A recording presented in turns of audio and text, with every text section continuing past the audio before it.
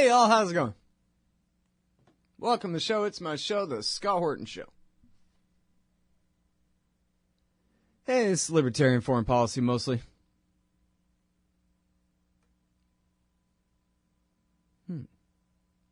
That's interesting.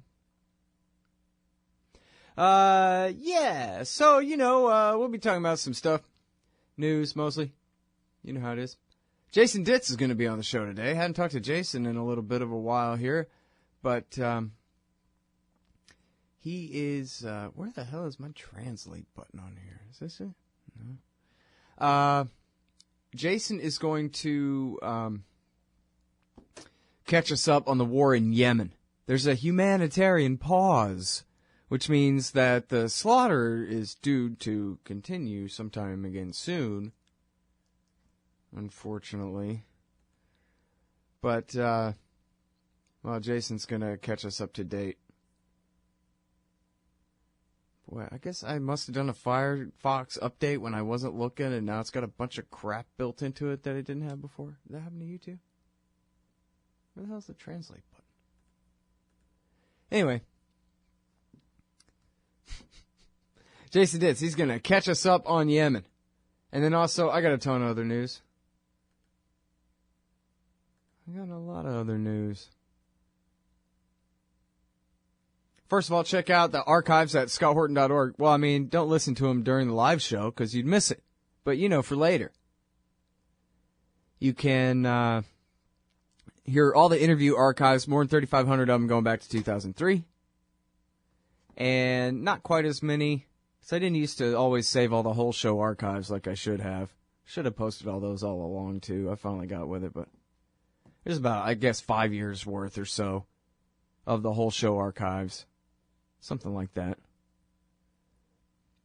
And articles I wrote a long time ago and whatever. It's all there at scotthorton.org, and you can join up the chat room with the guys. Hey, guys. How's it going? Yeah, they're in there. They're not doing much chatting yet. They will be chatting soon, though. You just wait. You just go look for yourself. scotthorton.org/chat. Fake name and a caption, you're in. So, ask some questions, make accusations, suggest topics. Give me a link to that article I'm looking for but can't think of. Chat room stuff. Join up the chat room. Looks like we got a new Ramsey Baroud for me to read and approve for publication. That's good. Maybe we'll have him back on the show again sometime soon. You know what I ought to do? My email, in a manner of speaking, just sent me a reminder that I ought to stop and talk about my sponsors on this show more. I mean, I run ads, that's the deal. But also I should talk about them some. Like Darren's Coffee. Darren's Coffee. Man, it's really good. And Darren, he's a really great guy. And if you use promo code Scott, you get free shipping. And so, basically, that's reducing your costs right back down to, grocery store Folgers price once you get the shipping free. Free shipping. Not just a discount on the shipping. Free shipping. So, you know what you could do? You could buy like a pallet full of coffee. And it'd be free shipping. That's what you should do. You should buy a lot of coffee from Darren's Coffee Company at darrenscoffee.com. It's really good stuff. I like the Kenyan the best. I think he heard me say that because he sent me 2 out of 3 bags worth of Kenyan last time. Yummy. All right, and then, there's more of them than that, too. The Future Freedom Foundation, they help sponsor the show. The Council for the National Interest, that's Phil Giraldi's group. Basically the anti-Israel lobby in Washington, D.C. there. And I don't mean anti-Israel lobby. I mean anti-Israel lobby in Washington, D.C. And then, of course, Wall Street Window, investment advice from my good friend Mike Swanson, author of The War State, which you ought to read. Liberty Stickers and thebumpersticker.com, Rick McGinnis there. I invented the damn company. Me and my buddy Tracy did back, 11, 12 years ago. And we sold it to Rick, and he's kept it going this whole time, and he made a great company out of it. LibertyStickers.com and thebumpersticker.com. And then there's also Roberts Brokerage, Inc. They'll help you buy and sell silver. And they take a very small cut, and they do, it's a very sound business. You'll really enjoy doing business with those guys. They're good guys. That's rrbi.co, rrbi.co for Roberts Brokerage, Inc. And then, of course, Taxpayers United of America, working on, they're doing these workshops, teaching people in their communities how they can lobby against the ridiculous benefits packages that our so-called public servants get. Oh, yeah. All the people paying the taxes ought to be living like crap, and all the people who get paid with tax money for a living, they ought to all be making twice as much as the rest of us and retiring 10 years earlier than any of the rest of us could dare to retire with a pension we could never dream of. Yeah, that's how you know that they're your servants. Because they're the ones in the fancy mansion and you're the ones carrying their drinks.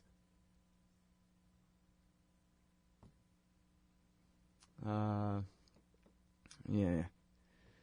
Tax eaters. Taxpayers United of America.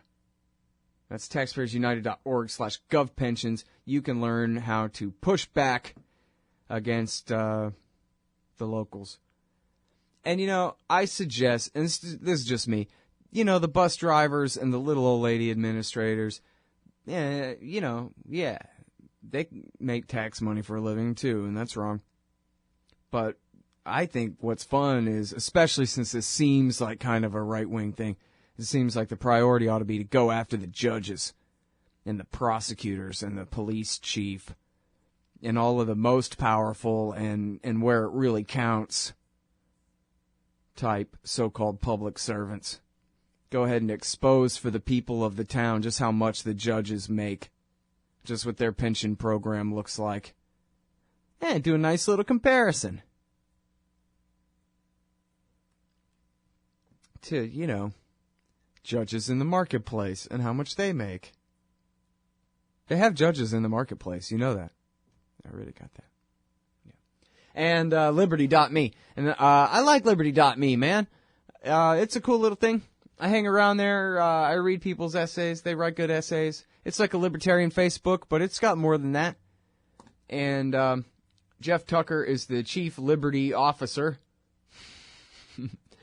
And the co-host of Eye on the Empire with me there on Liberty.me. There's a lot of cool stuff on there, including, man, I haven't listened to this yet, but I really need to start listening to this. Jeff Riggenbach has a podcast up there. I love Jeff Riggenbach. And Shelda Richmond is on there, and a bunch of other people on there, man. Stephen Kinsella. And so, yeah, check it out, Liberty.me. It's just $5 a month, $4 if you use promo code Scott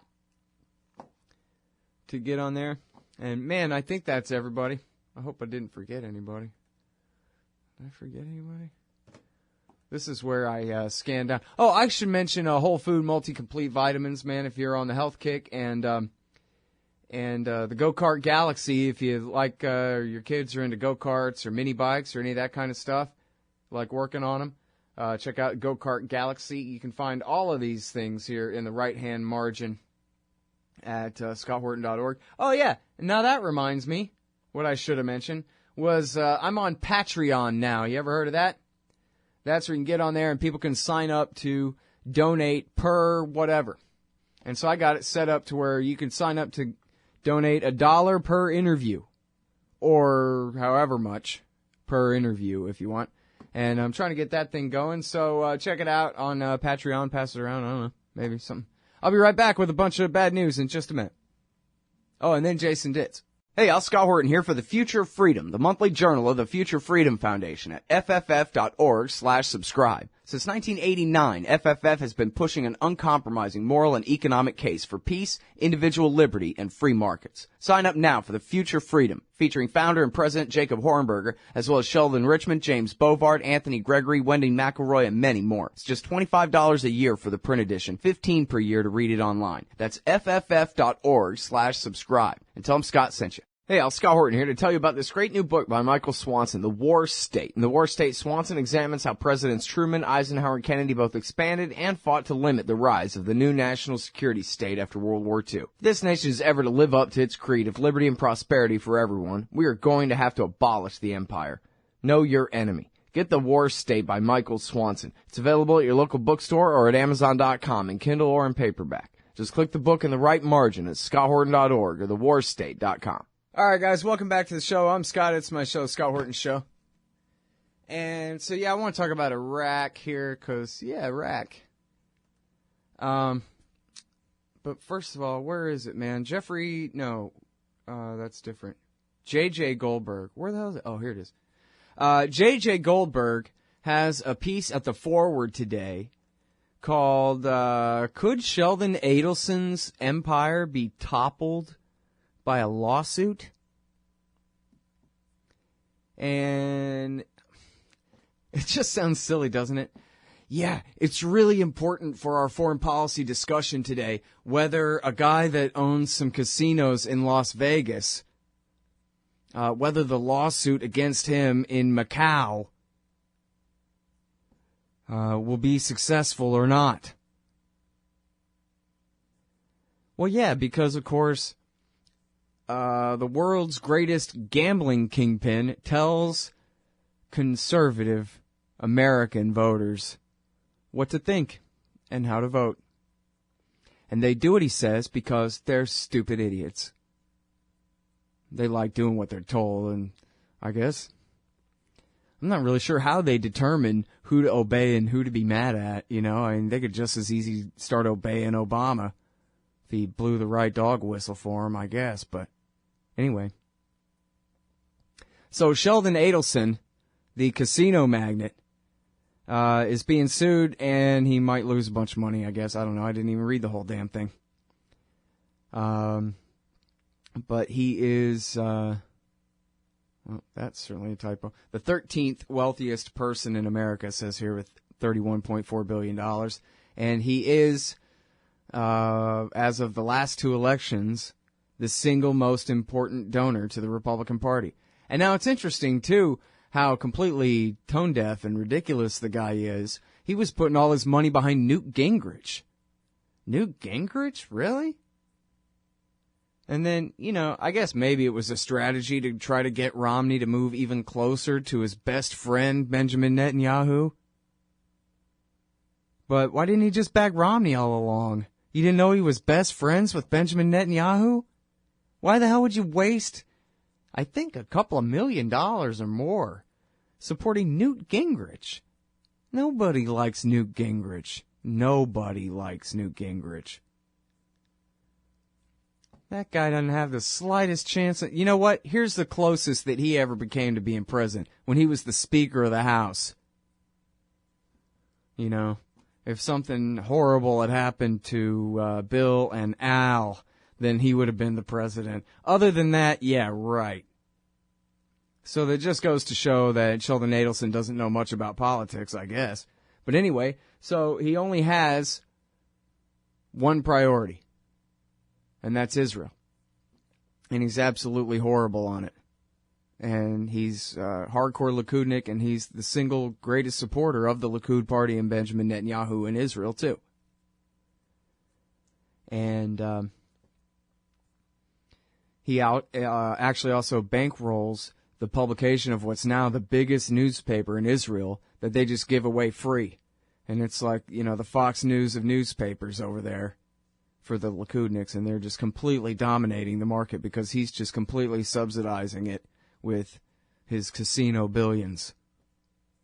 So, a major cog, not the, maybe the, but a major cog in the Republican Likud axis of evil, you might say. Be interesting to see. I don't know. I mean, I can't imagine that he can't afford lawyers who can get him out of anything, right? I mean, what the hell are we talking about here? He's really in trouble. Well, it says here the former executive that is suing him, Stephen Jacobs, claims he was fired in late 2010 for trying to end what he said were company payoffs to a Chinese elected official, illegal under U.S. law, as well as the company's alleged ties to Chinese organized crime. Adelson, 81, says Jacobs was fired for incompetence. The current hearing is to determine whether the lawsuit should be tried in Nevada or Macau. And, anyway. Ongoing federal investigations into Adelson's activities? Is that what this says? Did Obama sic the Justice Department on Adelson? No. He wouldn't have dared do that, would he? It's funny because, Goldberg here, J.J. Goldberg, not Jeffrey Goldberg, J.J. Goldberg in the forward, he just kind of refers to that offhand. That's something that I should already know about. I guess I need to highlight and then right-click and then Google ongoing federal investigations into Adelson's activities. Anybody that rich is guilty of more than 3 felonies a day, you can bet that. I wonder if the Democrats would dare try to prosecute him for something. I don't know. But anyway, it's interesting to see all the Republicans, including Rand Paul, all line up, prone on their bellies before him, doing the Adelson primary, seeing if they can get his permission. And, apparently he warned, and I had missed this, but he had warned Jeb Bush, or maybe Baker directly, but had said something along the lines of, James Baker better not go give a speech to J Street. But then James Baker went and gave the speech anyway. And then apparently he was so pissed that this is a serious grudge against Jeb Bush now. And this is apparently a real problem for Jeb Bush. The inheritor of all the momentum here. The inheritor of the entire, not just Republican establishment, but the American establishment behind him. And yet, boy, is it crucial whether this one Israel-obsessed, right-wing fanatic gambling tycoon decides about Jeb's fortunes. It may not be make or break, and it may not be a rift that can't be healed either. I mean, Adelson's got to have people near him who can explain that, Jeb is the shoe-in here. There's no point in getting on his bad side. But, it's kind of like in the movie Nixon by Oliver Stone, where the Texas businessmen start explaining the facts of life to the President of the United States. Now look here, Dick. Yeah, well, sometimes it's not as apparent as you might think. Who's zooming who on any of these power deals? Who's getting along with who and on what questions. But anyway, I wonder if conservative, like at Red State, do they talk about that? Geez, guys, we all pretend to be these most moral Protestant Christian types. Aren't they Protestants over there? I don't know. I'm assuming too much. Maybe they're Catholic. I don't know. But anyway, is that not a problem? All the influence, all the gambling money in the Republican Party? Nah. Come on, it's not like any of them right-wingers have any real principles at all. If they did, they'd be libertarians. Hey, Al Scott here. If you're like me, you need coffee. Lots of it. And you probably prefer it tastes good, too. Well, let me tell you about Darren's Coffee Company at darrenscoffee.com. Darren Marion is a natural entrepreneur who decided to leave his corporate job and strike out on his own, making great coffee. And Darren's Coffee is now delivering right to your door. Darren gets his beans direct from farmers around the world. All specialty, premium grade with no filler. Hey, the man just wants everyone to have a chance to taste this great coffee. darrenscoffee.com. Use promo code Scott and you get free shipping. darrenscoffee.com. Don't you get sick of the Israel lobby trying to get us into more war in the Middle East? Or always abusing Palestinians with your tax dollars? It once seemed like the lobby would always have full-spectrum dominance on the foreign policy discussion in D.C., but those days are over. The Council for the National Interest is the America Lobby, standing up and pushing back against the Israel Lobby's undue influence on Capitol Hill. Go show some support at councilforthenationalinterest.org. That's councilforthenationalinterest.org. All right, kids, welcome back. I'm Scott Horton. It's my show, The Scott Horton Show. On the line, I got Jason Ditz. He's the news editor at Antiwar.com, news.antiwar.com, and all those most important headlines up at the top of the page every day. Welcome back, Jason. How are you, man? I'm doing good, Scott. How are you? I'm doing really good. Except that, I got a little bit of an echo. Could you turn your speakers down a little bit, maybe? Sure. How's that? I don't know. Let's see. Yep, much better. Hey, good guess on my part as to what the problem was there, huh? It could have been a number of things. All right. You can still hear me, though, right? Oh, don't turn me down that low. Yeah, maybe I'll turn it up a little bit. How's that? All right. No, that sounds good now, I think. Okay. You all right? Check. Sound okay? Yeah, it sounds fine to me. Okay, sounds good on my end, too. It's all right to do that live on the radio because it's better than persisting in folly. That's my philosophy. Hey, welcome back to the show. Here's the one problem that I have. Keeping up with the Yemen war. I don't know. I guess there's some news coming out of there, but I don't know what it all means. So why don't we start off with all the headlines, and people just go to news.antiwar.com. You got about 5 or 6 stories just on the front page of entries here of all the latest bad news out of there. And a little bit of good news, too, right? Some kind of humanitarian pause. You want to start with that? Yeah. The humanitarian pause began at 11 o'clock last night. It hasn't really held completely.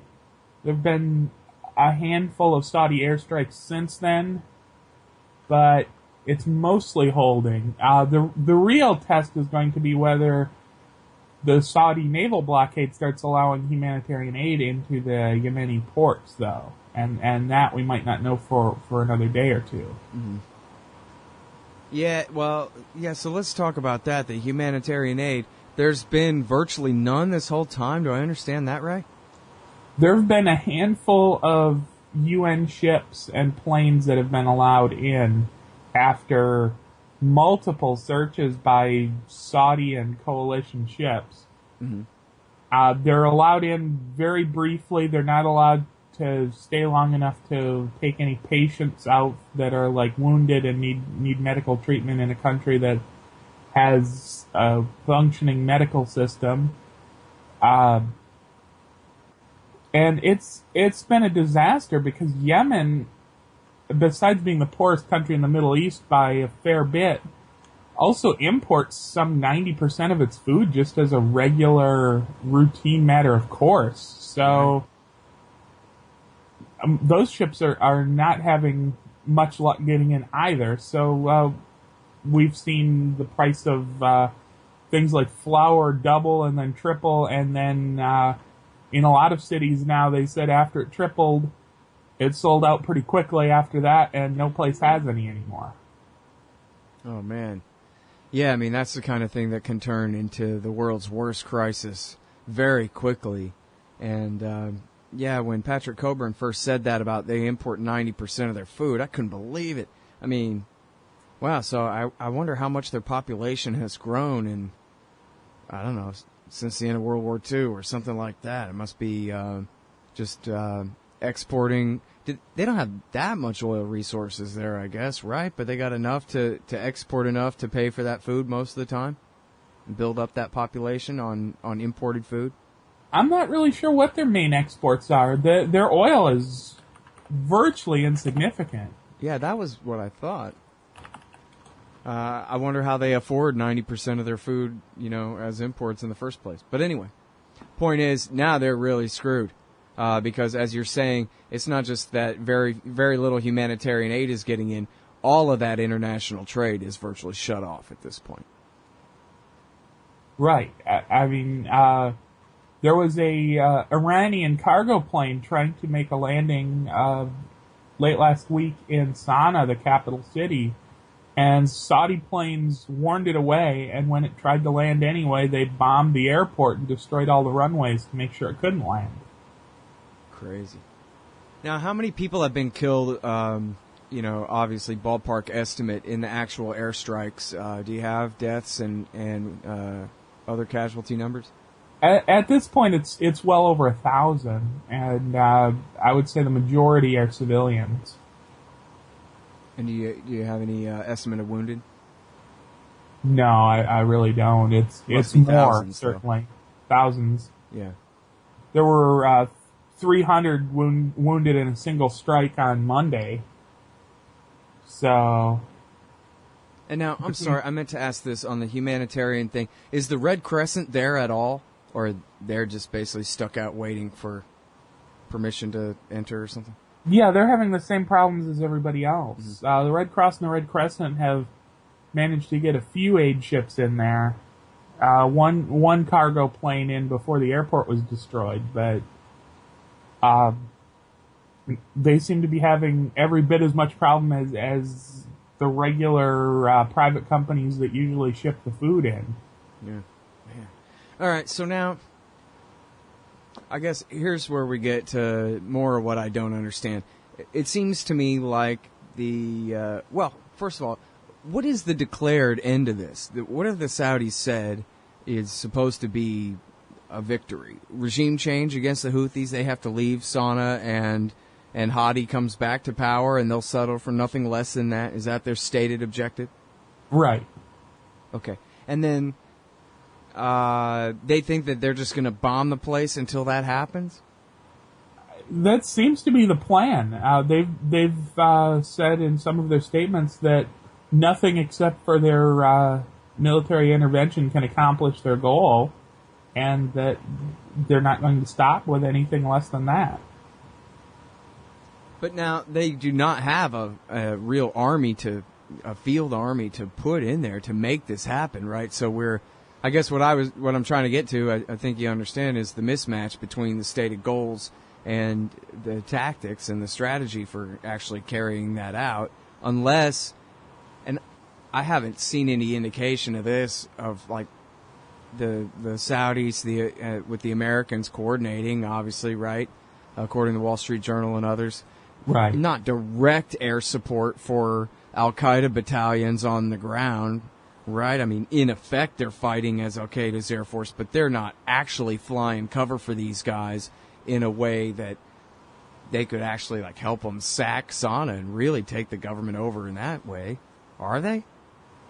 Well, one would certainly hope not, but I'm not sure that what they're actually doing looks that much different from that. No, it really doesn't, does it? In fact, one of the airstrikes that was reported after the ceasefire was supposed to have begun was against Abyan, which is a traditional Al-Qaeda stronghold in Yemen, and which the Houthis had just taken over in the hours leading up to the ceasefire. Mm. And so that was the last little bit was basically just betraying their intention to get back to that, to drive the Houthis out of that town and give it back to the Mujahideen, you're saying? Right. Yeah. And it doesn't even, it doesn't seem reasonable at all that Hadi is ever going to return to power, even with a full-scale military intervention, and stay there for any meaningful amount of time. I mean, he was president for 2.5 years, almost 3, and he never had a remotely good grip on the country during that time. I mean, he had little to no support in the army. He sacked half the leadership trying to put people that he thought were more loyal in power, and it never really took. He never really had any luck getting the tribes under control, which is the real power base in Yemen. His control never really extended that far out of the major cities. All right, well, hold it right there. That's a good place to pick up this conversation with Jason Ditz, news editor at Antiwar.com, news.antiwar.com. We're talking about America and Saudi's war in Yemen. And more on the other side of this break.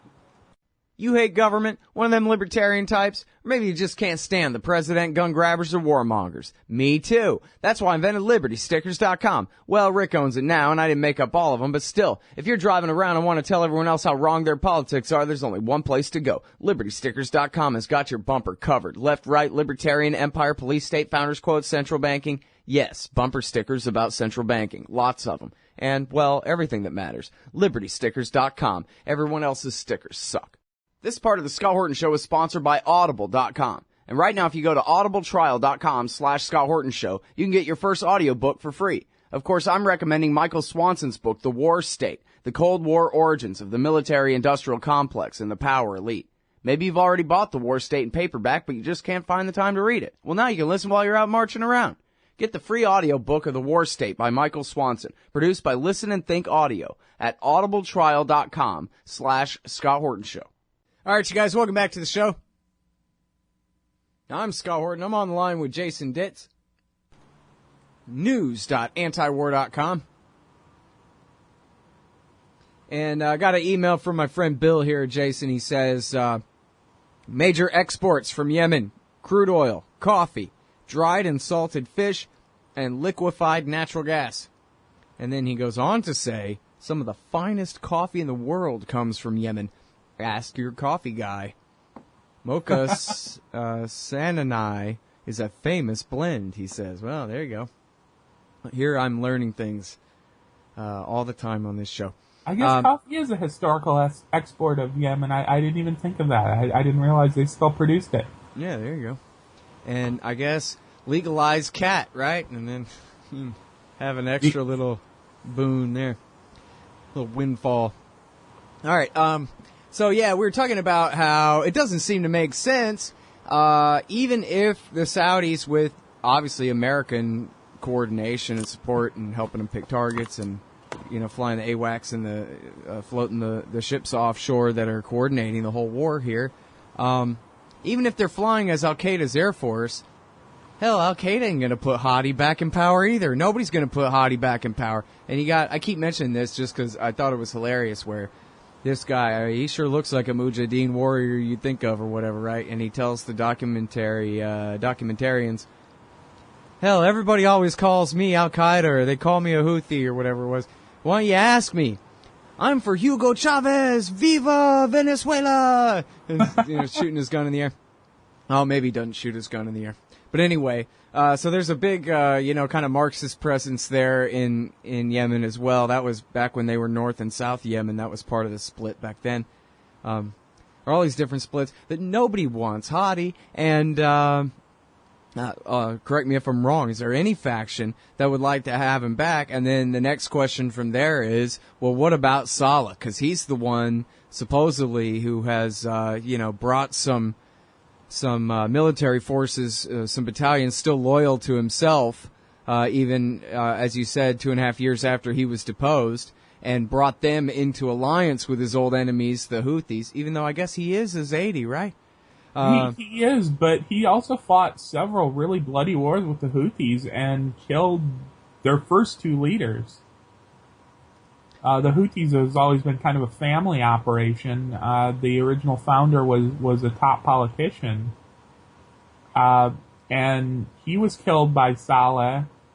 His father took over. He was killed by Saleh. And now the younger brother is running things. I see. And Saleh was the dictator for what, 30 years, right? Right. About 35 years. 1978, he took power in North Yemen, and he'd been in power through early 2012. And now, so you think at this point that, I don't know, he's still waiting in the background. He's not declaring himself dictator again, but I guess they'd have to get a lucky strike to just get him out of the picture at this point. Right, and they tried that. Over the last few days, Saudi warplanes destroyed his house in Sana'a. And he was, not only was he not wounded, he appeared on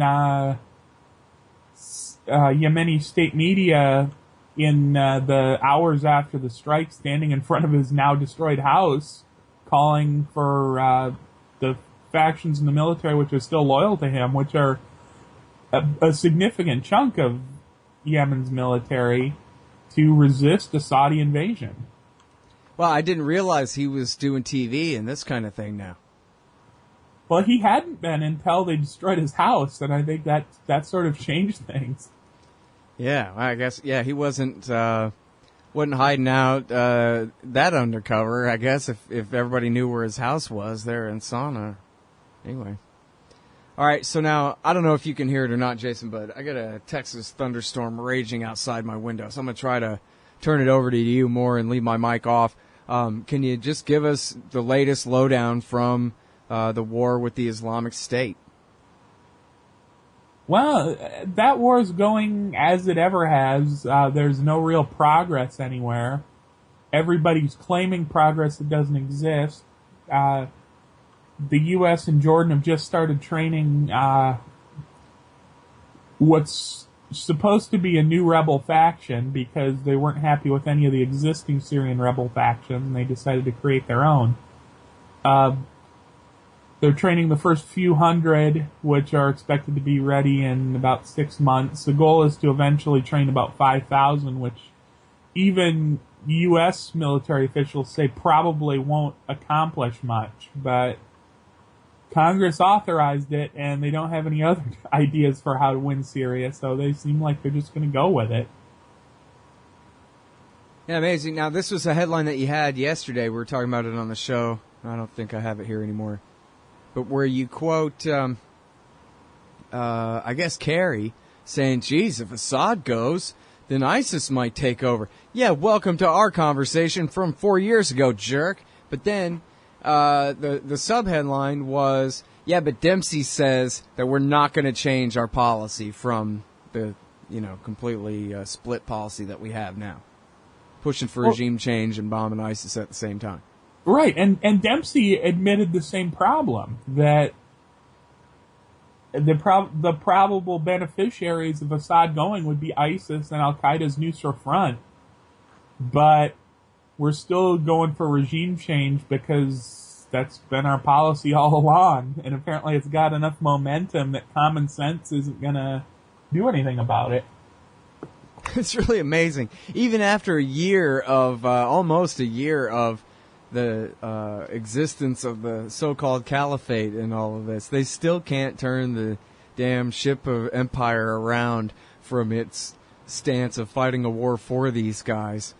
At the same time, they're fighting against them. It's really something else. And I'm reminded of the thing I saw on CNN where I wish I remember who this was. It was a Republican congressman, and the anchor said, well, who do you think will come to power after we finally, get rid of Assad?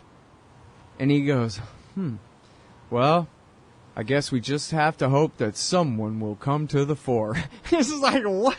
Yeah, al-Nusra, if you're lucky, pal. What are you talking about? Someone will come to the fore. Yeah, well, I don't know. An Alawite, maybe? Or was he? They hadn't even bothered thinking about that yet. These are the guys making the policy. Well, right, and a big problem with it is there's a lot of foreign lobbying on the Syria war, and it's overwhelmingly against Assad. So, for the sake of Obama wanting to keep this coalition of the willing together for the air campaign, he doesn't want to back off of the call for regime change, even if it's the worst idea out of all the ideas for how to carry the war on, because the Saudis and the entire GCC are all against Assad, Jordan's against Assad, Turkey's against Assad, Israel, who isn't involved in the war, at least not directly, is not only against Assad, but has actually been taking in some of the wounded Al-Qaeda fighters in the Golan Heights, healing them up and sending them back in. Yeah, amazingly enough, they're not really trying to hide it either. I mean, it's in all right. the papers. There've actually been news pieces in the Israeli press bragging about how nice it is of Israel to be helping these rebels all the time with the unspoken fact that the rebels that control that part of the Golan Heights are overwhelmingly Al-Qaeda fighters. But right. somehow Israel has put itself in a false sense of security here that Al-Qaeda's real enemy is the Shiites, and that they're not going to be an enemy of Israel as soon as this war is over. Yeah, well, as usual, they're really thinking things through very carefully over there, you know. Yeah, I love the headline, Hezbollah strikes. And, yeah, they strike Al-Qaeda targets in Syria. Oh, those dastardly Hezbollah guys taking on our enemies for us. Oh, how we're supposed to hate them for some reason.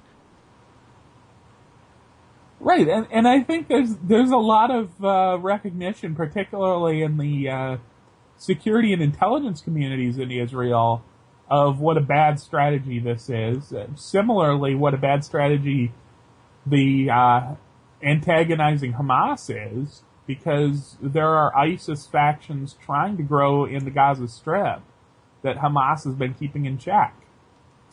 But somehow the politicians have just for so long been anti-Assad, have been anti-Hamas, that they don't really think too hard about what the alternative is going to be.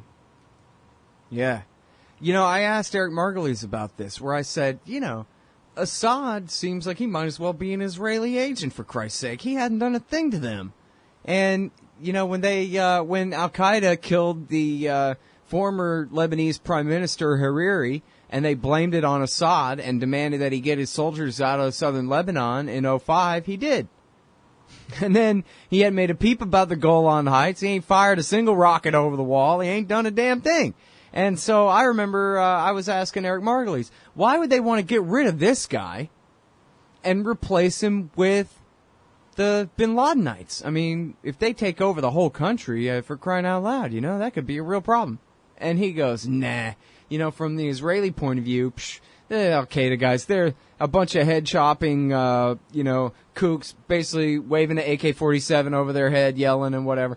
They're no threat to us. They're nothing compared to the state army of Israel, one that they would never be able to really replicate. Even, you know, ISIS's army is still basically just a very left-alone rebel militia force rather than a real army. And so from the Israeli point of view, just as a matter of strength, what are they going to do? Even though Assad never did anything, he had the potential to ever fight them in a real army kind of a way.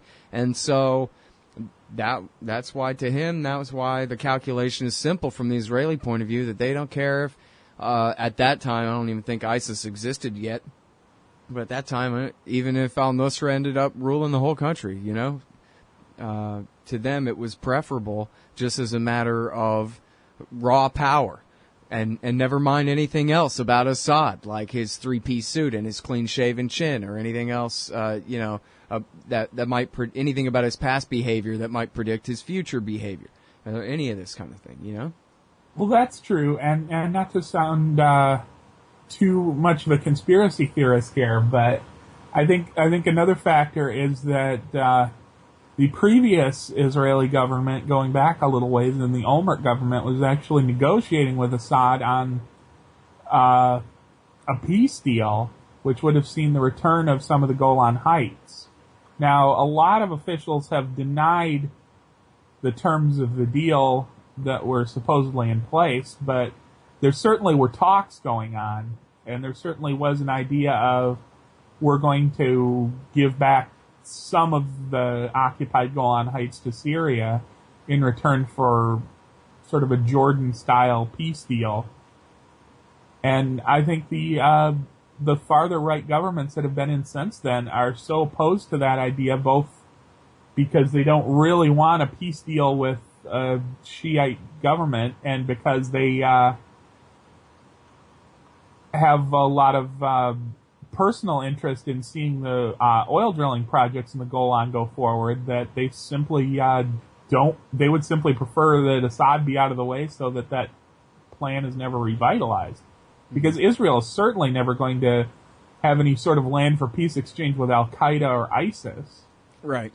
Yeah, it's great to have a bunch of terrorists because you can't negotiate with terrorists, and so it makes good little PR stunt there. Hey, by the way, as long as I'm keeping you over time, could you tell me real quickly, is it right that a big part of the reason that the Turks and the Saudis are so pissed off at Assad is because he wouldn't let them build a pipeline across Syria? That I don't know. I read one good thing about it, but then I never did follow up learning more. So, I'm not familiar with that. It's entirely possible. Although there is a pipeline into Turkey through Iraq, so it seems like they could have just extended that into Saudi Arabia. I don't know. I'm going to write that down so I look again. Turkey has sort of become the de facto export site for a lot of Middle Eastern oil. Yeah. Well, and Caspian oil too, right? Right. Yep.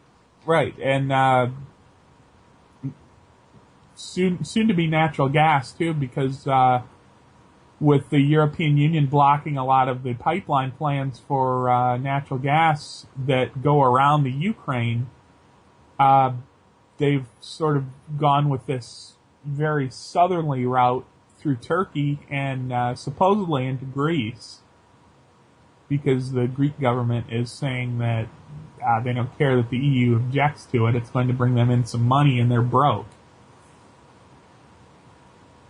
All right, well, listen, man, I got to go. I got to get Ray on the line here, but I'm sorry, because I could keep interviewing you all day about this stuff, man. I had all kind of questions about the Baiji refinery and Tikrit and all this stuff, but we'll just have to catch up another time soon. Okay. Thanks very much. Great to talk to you, Jason. Sure, thanks for having me. Okay, that is the great Jason Ditz, news.antiwar.com. News.antiwar.com for all of his great articles. I don't know, half a dozen or a dozen a day. News.antiwar.com. We'll be right back with Ray in just a second. Hey, Al, Scott Horton here. It's always safe to say that one should keep at least some of your savings in precious metals as a hedge against inflation. And if this economy ever does heat back up and the banks start expanding credit, rising prices could make metals a very profitable bet. Since 1977, Robertson Roberts Brokerage Inc. has been helping people buy and sell gold, silver, platinum, and palladium, and they do it well. They're fast, reliable, and trusted for more than 35 years. And they take Bitcoin. Call Robertson Roberts at 1-800-874-9760 or stop by rrbi.co.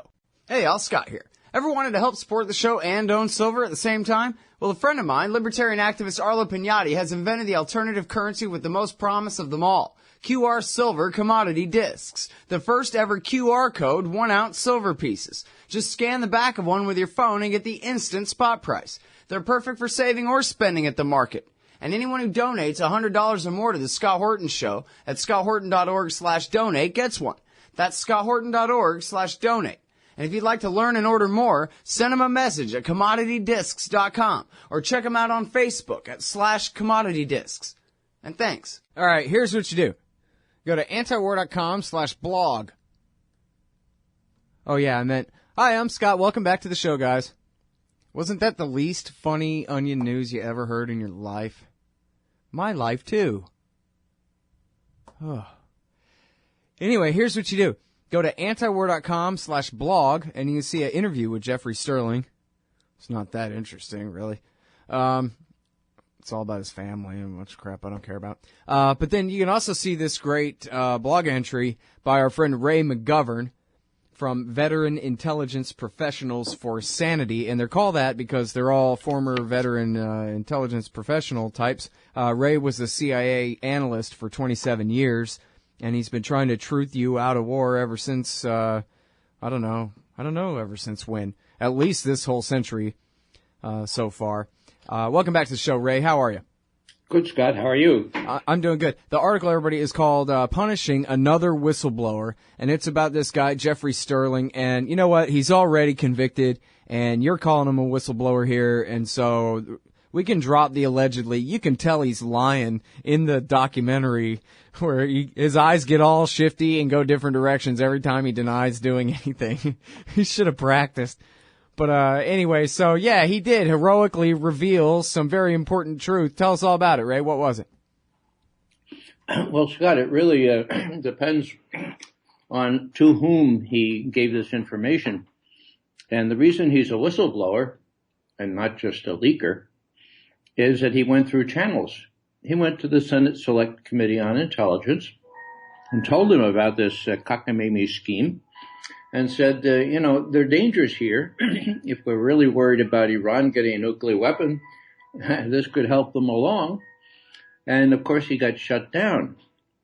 So that's the only time we know that he gave information to anybody else outside of CIA. And that, of course, was all authorized. That's what you're supposed to do. You're supposed to go through channels. And if you know that your own inspector general is not going to investigate such abuse, then you're supposed to go to the intelligence committees in Congress, which are called the oversight committees, but what they really are, of course, are the overlook committees. And that's shown in so many instances having to do with, kidnapping, black prisons, torture, you name it. They're the overlook committee. So that's what he did. It is not known that he went to James Risen, who, of course, is the bête noire. I mean, James Risen is enemy number one of CIA and the whole U.S. government. Why? Because he's an incredible reporter, one of the best investigative reporters around, and he has sources that won't quit. His sources for this particular chapter of this particular book, and the chapter, and I advise people to read it, the chapter is chapter 9, curiously enough, and the book is State of War. Incidentally, in case I don't have a chance to mention it, he's got another book out now, Pay Any Price. Look at chapter 9 of that. It's incredibly damaging, not only from a risk point of view, risking U.S. interests, but also from the point of view of making the covert operatives in CIA look like a bunch of clowns. That's what they don't really like. That's what Jim Risen has done. And so the way to get at Risen is to go to people like Jeffrey Sterling, who had the intercepted metadata, so to speak, of his telephone conversations, show that he had many telephone calls with James Risen. Now, they have the content of those calls. Did this operation against Iran ever come up in these discussions? No. So it's as though, Scott, you were caught talking to somebody 17 times, and that somebody was interested in doing something illegal. Ipso facto, even though the content of these conversations was held from you, you're guilty. And that's what happened to Jeffrey Sterling. Wait, you're saying they have the audio, but they only used the metadata? They have the audio. We know that because all my NSA friends say that's exactly why they're building these huge football-sized warehouses out in Utah and at NSA. You know how much you can fit on a little thumb drive, right, Scott? Sure. Well, the reason they need these incredibly big warehouses is because they have the data. They haven't necessarily looked at the content. I mean, but you're not saying that you have information that in this specific case, that they have the audio of these calls. I know they had the metadata. It's a very short. And you're saying they must have had the audio too because they have that capability. Well, yeah, and so I just want to make that clear that, No, it's an important point. And you could talk to Bill Binney or Tom Drake and those folks, and they can tell you exactly how it works. But, I've heard from all of them that the content is also stored. Yeah, Frumkin has this whole new series at The Intercept, too, about how they have what's my dream come true, which is the ability to search audio for text. So, right. I have all these archives of interviews with Ray McGovern going back a decade, where if only we could search audio for text, we could find out. I could have these great quotes, all these things that Ray McGovern told us back a long time ago to prove it or whatever. But they have that. They have the audio and they have the ability to do speech to text in a very effective and efficient and automatic kind of a way here, they're claiming. And so they do. And this most recent capability just recently came to light. I'm not sure how many years they've been able to search the audio. But what I do know is they had the content of the conversations between those two hijackers in San Diego and that Central in Yemen, the safe house, the telephone switchboard in Yemen, where they were communicating back and forth before 9/11. Now, the President of the United States has gotten up and said publicly, very formally, in defending this blanket surveillance, he said, now, if we only had this blanket surveillance, scooping it all up before 9/11, we might have been able to find out the telephone number of those people in San Diego. Well, hello, Mr. President. Do you know about caller ID? We knew those numbers. Then the president said, we might have been able to find out about that one conversation between San Diego and Yemen. Mr. President, the head of the National Counterterrorism Center said there were 6 such calls. Well, yeah, but if we had the Mr. President, we had the metadata and we had the content. So what I'm saying here is that the president is either woefully misinformed, underinformed, or, well, ill-informed, or he's lying through his teeth. We had the number in San Diego, we had the content, and there were 6 calls, not just one. So this is very delicate sort of stuff. What they had on Jeffrey Sterling was a whole bunch of calls between James Risen and Jeffrey Sterling. And they had an alibi for that, too, right? That, yeah, I was talking with Risen, but it was about something entirely different.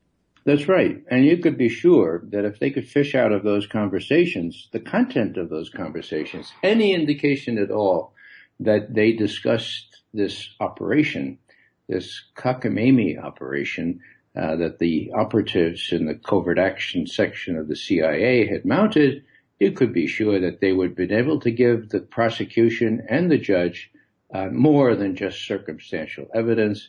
How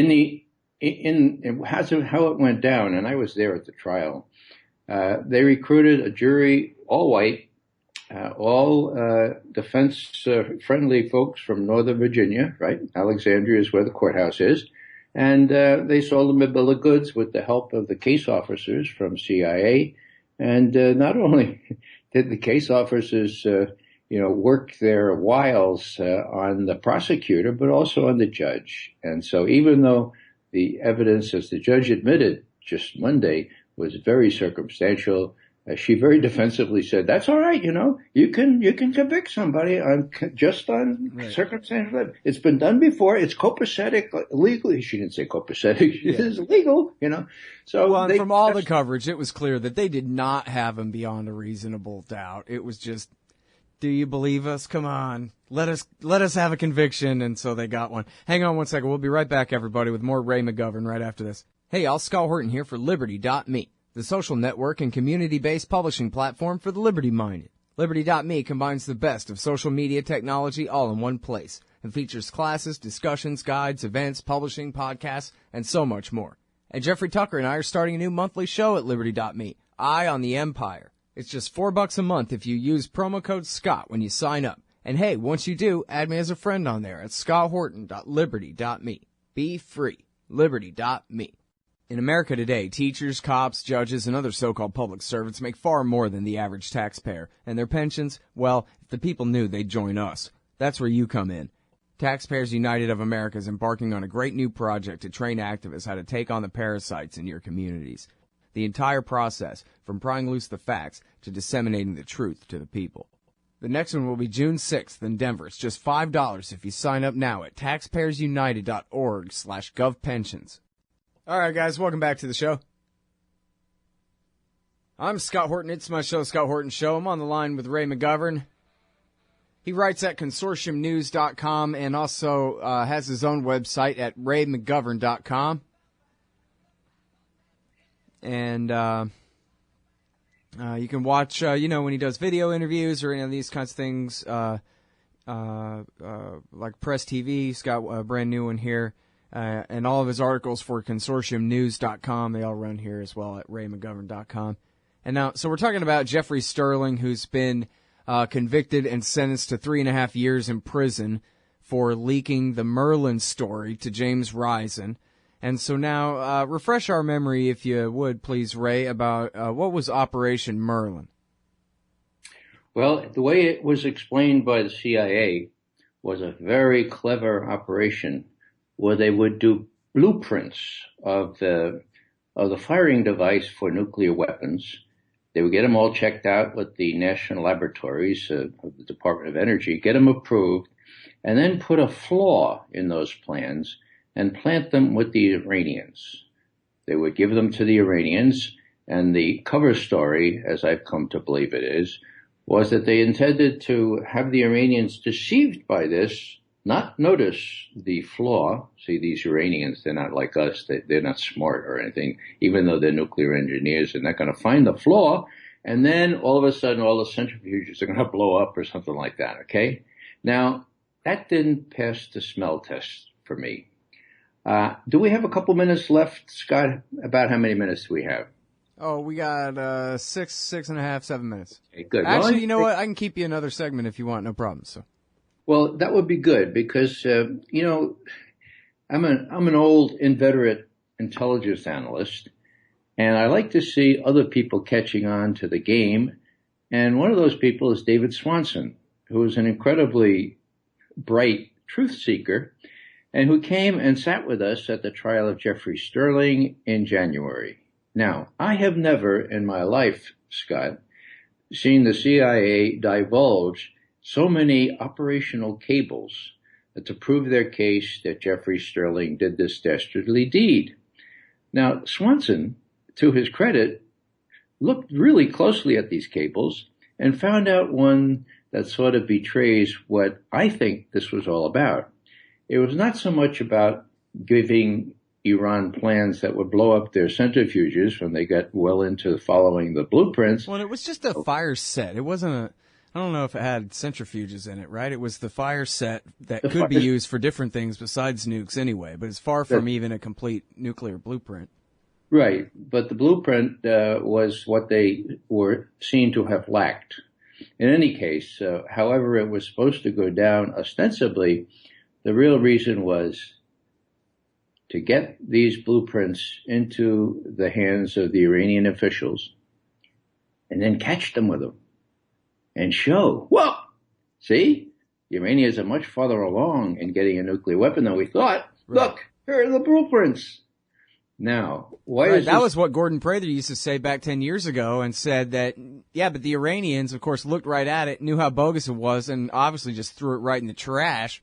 Probably burned it on site if they ever even, whenever they put their hands on it, got rid of it. They weren't going to get entrapped that easy.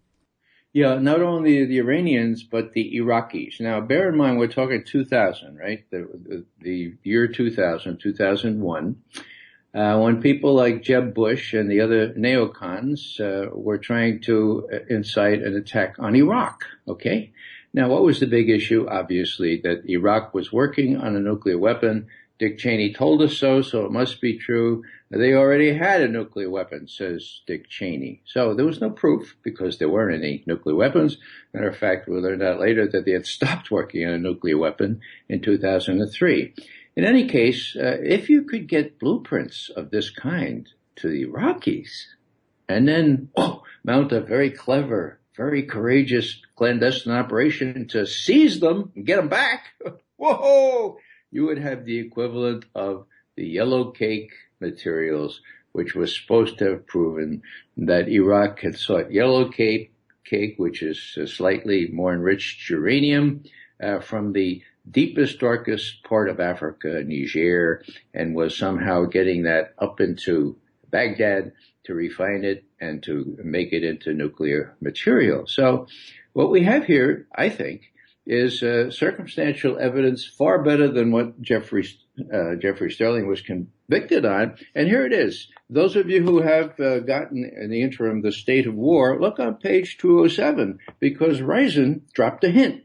He said this operation, which was called Merlin, some officials have suggested that it would be repeated against other countries. Well, let's get back to the cable that David Swanson looked at very carefully. Here it is. It's an operations cable from the CIA, and it talks about consulting the case officers who were working with the labs to get the blueprints together. And they were asked, would you have any objection to a quote, I'm quoting, to a rather more adventurous current operation. We want to see how this plays out before and now. If you know how cables are constructed, there are discrete grids, okay, across and up and down. The article here is an, A-N. So the next word, which stands for country, has to begin with a what? With a vowel, right? The only country that fits in there too, actually, Iraqi and Omani. Now, I don't think anybody thinks that Omanis are working on a nuclear weapon. So here it is. Because of the very imperfect redaction here, where they left the an rather than an a or rather than no article, here's a sentence. We want to see how this thing with Iran plays out before making an Iraqi approach. Later in that same paragraph, Iraq fits in where the country is mentioned. So what are we talking about here? We're talking about getting the goods, so to speak, in quotes, getting the goods on Iran and Iraq by fabricating these carefully constructed blueprints and stealing them back, giving them to Dick Cheney and saying, aren't we good guys? Aren't we smart? Look, we can make believe that we stole these from the Iranians and the Iraqis. There's a casus belli there. Now we know how far along Iraq is in developing the firing device for a nuclear weapon, which is very important. Mm-hmm. So I think that was the reason behind all this, and that's precisely why James Risen here is really enemy number one here in Washington. And the general objective of this whole thing, Scott, is to make sure that no one talks to any press people about any things like this, and to make sure that nobody ever talks to James Risen again. It's not working. James still has his sources, and he's continuing to publish to this day. Right. Well, and as he said too, they just made him mad now. So if he was doing journalism before, look out, kind of thing. So yeah, he had many sources for this story, and when in court, the CIA guys were asked, "Well, how many people knew about all this?" And I think they said about 60. All right, I'm sorry. Hold it right there. We can do one more segment here. It's Ray McGovern, but we'll be right back. Hey, y'all, Scott Horton here for WallStreetWindow.com. Mike Swanson knows his stuff. He made a killing running his own hedge fund and always gets out of the stock market before the government-generated bubbles pop, which is, by the way, what he's doing right now, selling all his stocks and betting on gold and commodities. Sign up at WallStreetWindow.com and get real-time updates from Mike on all his market moves. It's hard to know how to protect your savings and earn a good return in an economy like this. Mike Swanson can help. Follow along on paper and see for yourself. WallStreetWindow.com. All right, guys, welcome back to the show. Just remembered there was a thing by Jeffrey Kay I was supposed to read that I forgot about. I'm glad I remember that. Okay, hey, I still got Ray on the line here, and we're talking about Jeffrey Sterling and the Merlin program, and David Swanson, the author of War is a Lie, and I guess that's his website too.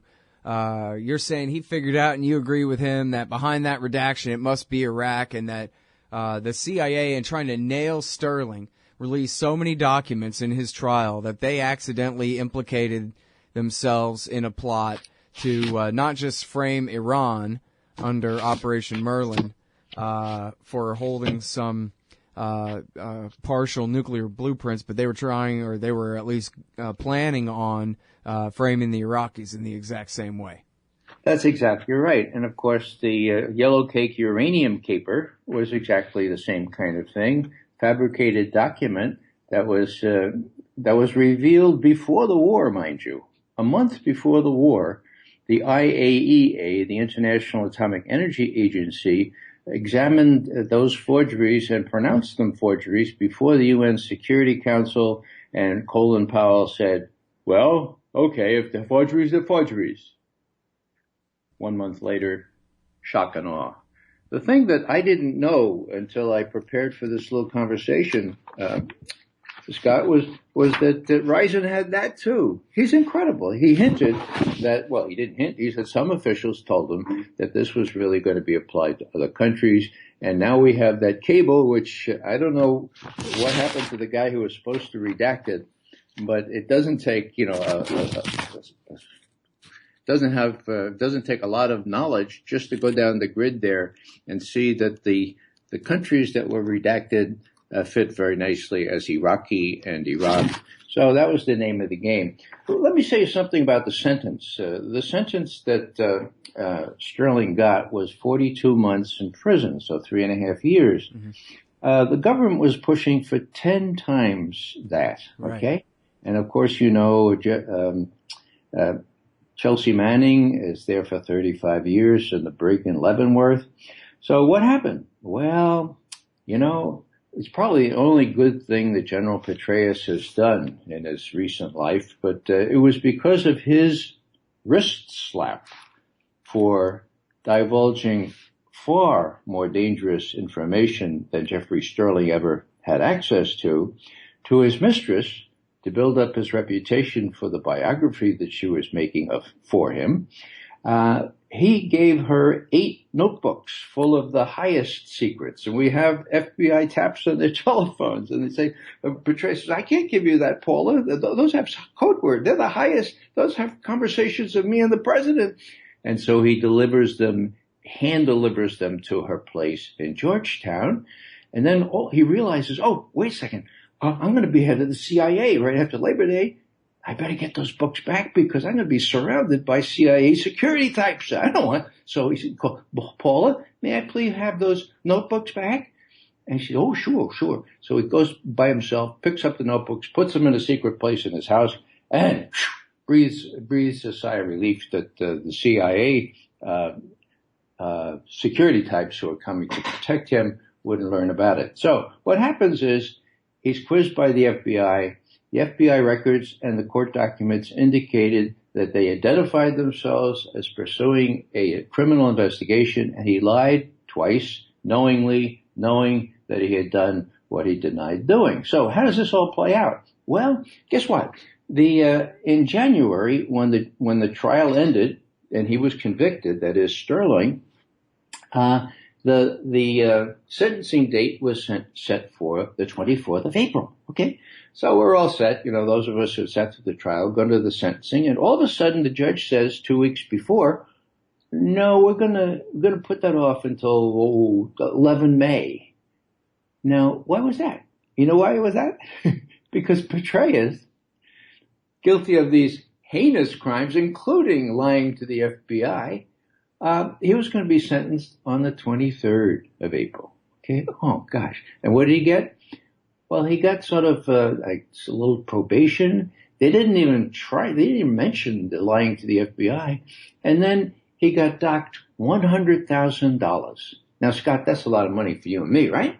But Petraeus makes $130,000 for each hour that he speaks before these well-heeled folks, okay? So that's what he got. Now, How to Lose 2 Wars by David Petraeus. Yeah. So here's a really premium fee for that one. Oh, God, she says, Petraeus is going to get a wrist slap on the 23rd of April. I can't go ahead and sentence Jeffrey Sterling to prison on the 24th. So we'll put it off for what we call in Washington a decent interval, right? And so on Monday, she sentenced him to 3.5 years. Now, why was that relatively mild? Well, she all but said that justice is not very equal, that the government sentencing guidelines are way, way out of scope here. And indeed, I think she had some pangs of conscience at having let this charade take place in her courtroom. There was one other, it would be amusing if it weren't so serious, but the prosecutor, after he gave his closing statement at the end, he said, I have to tell you, this was really arduous. This was really hard work, but there were pleasures. One of the main pleasures was getting to know the CIA case officers. What a wonderful bunch. They were so cooperative. They're all out bowling together. What I'm saying is, whoa, these guys, they're stock in trade. It's throwing a bull, snow jobs. And they worked their wiles on the prosecutor and they worked their wiles on the judge.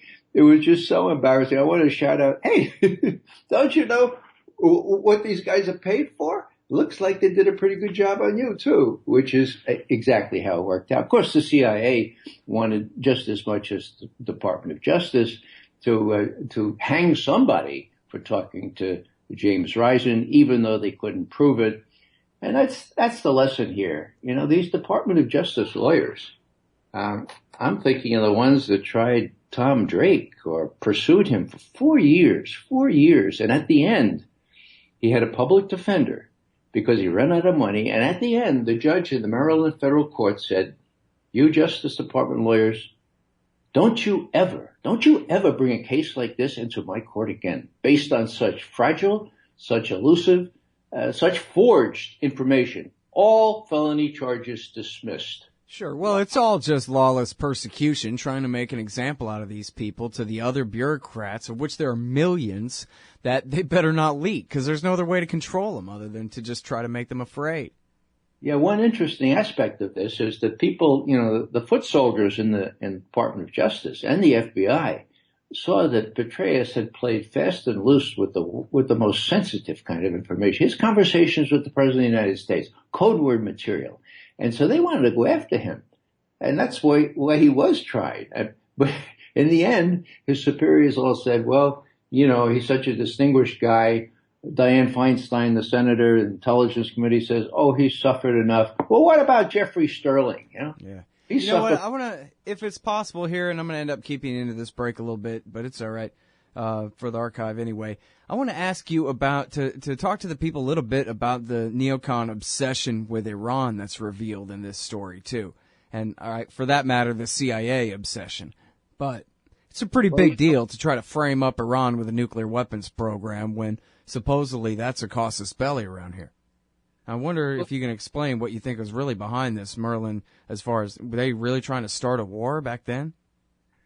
I guess I would have to answer that with utmost candor, and that is that the neocons who came back under George W. Bush, the Wolfowitzes and the Pearls, and all those folks that his father, George H.W. Bush, kept at arm's length, okay, because he knew we referred to them as the crazies, okay, quote, the crazies, end quote. They were back. They were running the policy. Now, they are neocons, and the way I define that term is people who have great difficulty distinguishing between what they perceive to be the strategic needs of Israel on the one hand and the strategic needs of the United States on the other. Do I criticize that? Everybody's entitled to their own opinion. I just don't think they should be running American foreign policy, and they were during the early years of the Bush regime. And that's your answer. The Israelis were after Iran. They wanted to blacken them, even when it was proven by the intelligence community in an honest assessment. It gave me courage, or gave me hope that this could be reversed. An honest assessment in November 2007, which concluded unanimously all 16 U.S. intelligence agencies, as they put it, with high confidence, quote unquote, Iran stopped working on a nuclear weapon at the end of 2003. At the end of 2003, and has not resumed work on that weapon. Now, that has been revalidated and reaffirmed every year since by the Director of National Intelligence. Now, he doesn't always tell the truth, but in this case, the analysts were holding his feet to the fire and said nothing has changed since in 2007. We have no evidence that Iran is working on a nuclear weapon.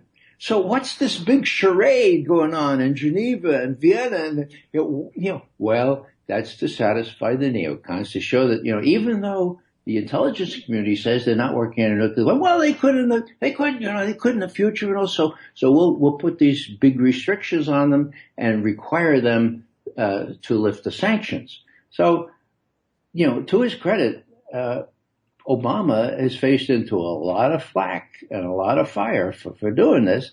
I hope that he persists. I wish I could put money on the fact that he'll persist. But if there's an agreement with Iran, then we will see that Netanyahu and those people that elected him have overplayed their hand.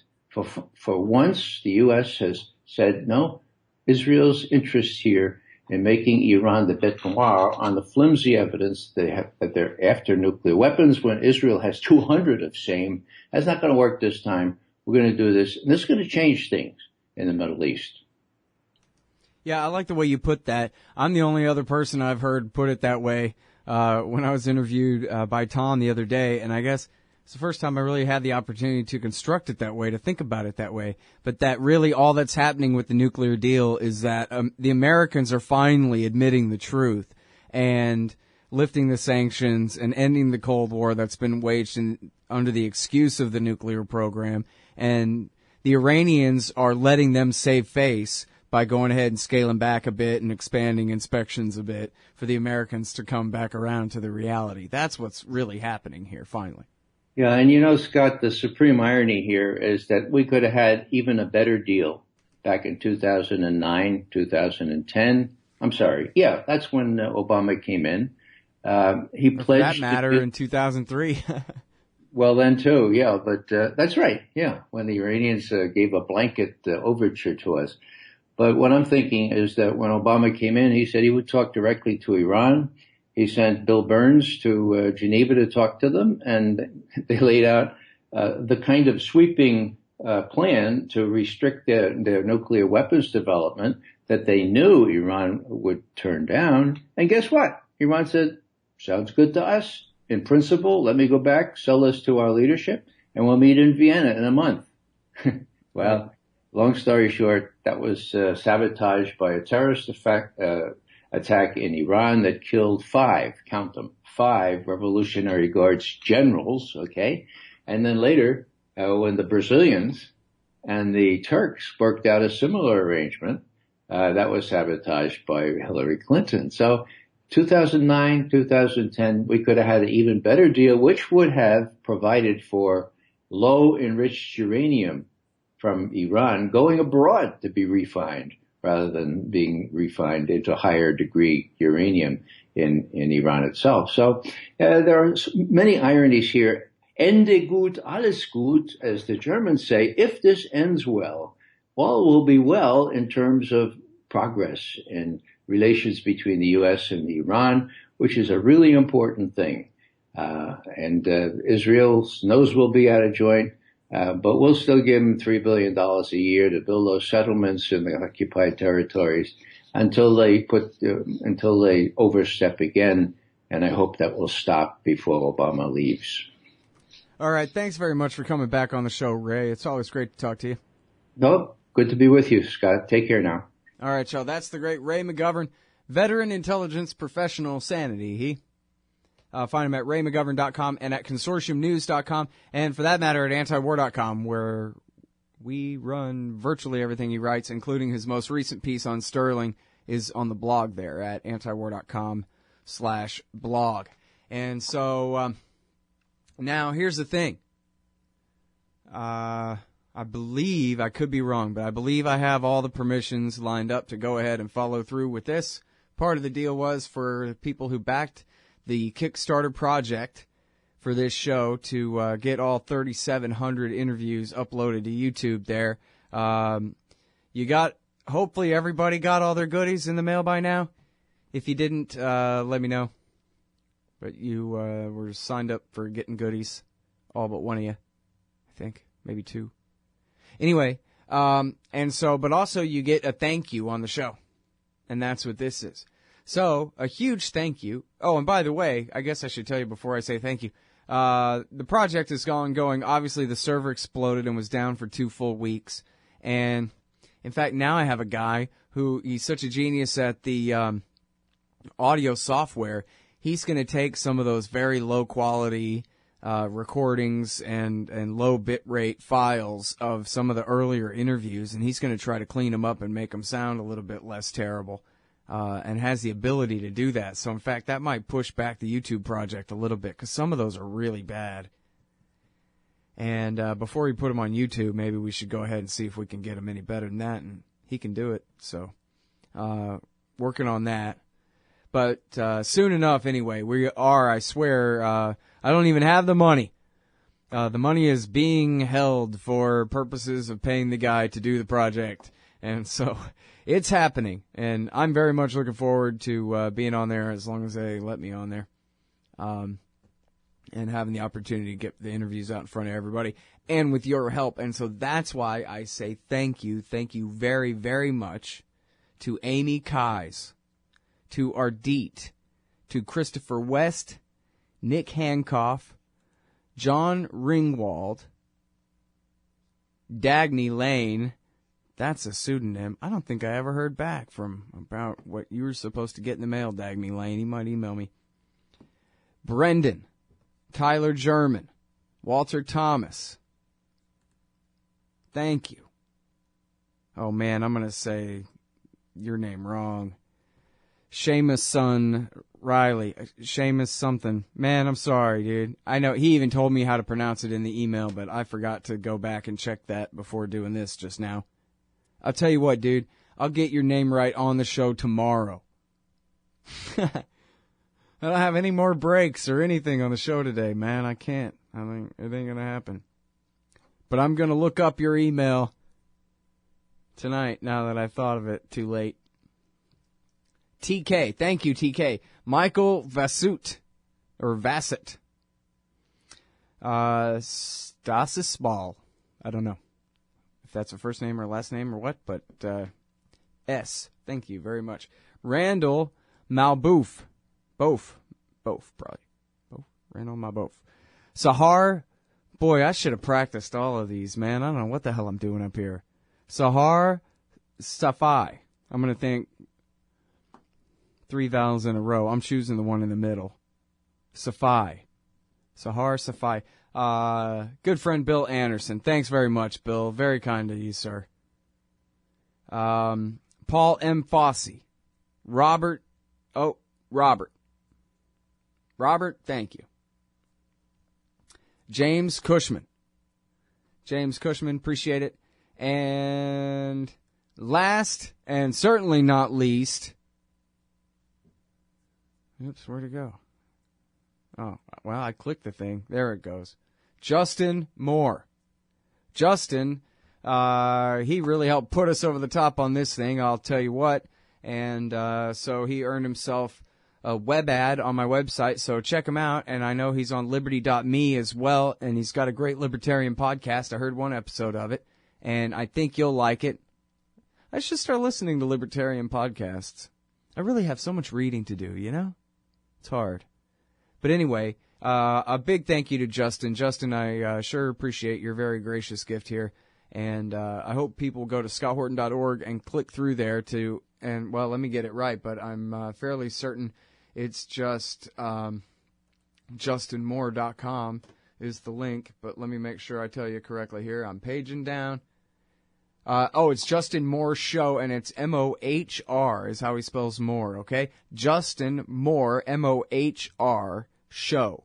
JustinMooreShow.com, and again, you can just go to scotthorton.org and find the web ad there in the right margin. And, of course, as soon as I put the ad up, coincidentally, my server explodes for 2 weeks. Nobody got to see his ad that was in the deal, so I'm going to leave that up there for quite a while anyway. Try to make it up to you there, Justin. And so thank you. And now everybody should have got their postcards by now, I hope. Mr. U.S., Uncle Sam Mail there. Hope you're keeping up. And then some people got silver coins. Some people got Patrick Coburn books. Others, Philip Drew, Administrator, A Story of Tomorrow by Colonel Edward Mandell House, originally published anonymously, intriguingly, with a foreword by the great Will Grigg, if you could believe that. So, let me think. Am I leaving anybody out? I think that's it. So, probably, other than the postcards, everybody should have definitely gotten their thing by now. So if you didn't get your thing, please email me. I think there are a couple people who I still did not get. I think there are 2 or 3, and I have it all written down somewhere. There are 2 or 3 who I never got back a mailing address. And there was an option for don't send me anything. And so all of you who I asked for a mailing address but didn't get one, you are still, in the running for the thing that you're supposed to get. The running, that's not the right term for it. I got your thing. I'll send it to you, whether it's a book or whatever it was. And I'll go back through that list and make sure. A couple of those pseudonymy type names, especially those, I did not get mailing addresses But don't you want to read Philip Drew Administrator? See, it's a terrible story. It's stupid. It's ridiculous. It's not interesting. I mean, it's interesting, but it's not, the book itself isn't. The reading itself is not. But what's in there is interesting. Because what it is it's the fascist totalitarian daydream of a very powerful Democrat. You might call him Woodrow Wilson's Cheney. The real power behind the apprentice Sith, Wilson. And anyway, and it's the Democratic Party platform. So you see right there how interesting that is, right? Fascism dressed up in American democratic liberalism and progressivism rather than just what you'd assume the simple right-wing conservatism. I'll refer you, to a few different things. I guess start with Left and Right, The Prospects for Liberty by Murray Rothbard. Well, might help to put some of this stuff in perspective for you. I don't think he addresses Philip Drew, but Robert Higgs wrote an essay about Philip Drew that's also very interesting. But that's very interesting to me. Like, here are the very progressive liberal Democrats, Wilson, and then the exact same blueprint, was completed in adoption by Roosevelt and his guys during the New Deal, and it's written by a guy who bragged that, I anticipated Mussolini by several years. And that was, I guess, before Mussolini was Hitler's buddy in World War II, and it was still okay to say that. In fact, he was, begging for credit, right? Oh, everybody loves Mussolini so much. Well, I wrote it first. That's probably why he finally admitted that he was the author of the book. He wanted credit. I came up with American fascism first. So anyway, I don't want to give away the book, the story for the people who got it, but that's the lesson of it. And it's not a well-written novel. I'm sorry. It's not supposed to be. That's not where the value is. The value is in, the liberal Democrats are fascists just like the conservative Republicans. Now I get it. Now I see your totalitarian imperial program. That's the point. Anyway, so thanks again to everybody. I hope I didn't leave everybody out. I'm sorry for the mispronunciations. I'm terribly sorry for the mispronunciations of a couple of those last names there. But anyway, that's the best I can do. Appreciate you guys supporting this show. Won't that be cool when we finally get the NSA technology incorporated right into Google there, where you can search MP3s of interviews for keywords, the way you can search for text. That's going to be rad. All right. Anyway, guys, thanks for listening. See you tomorrow.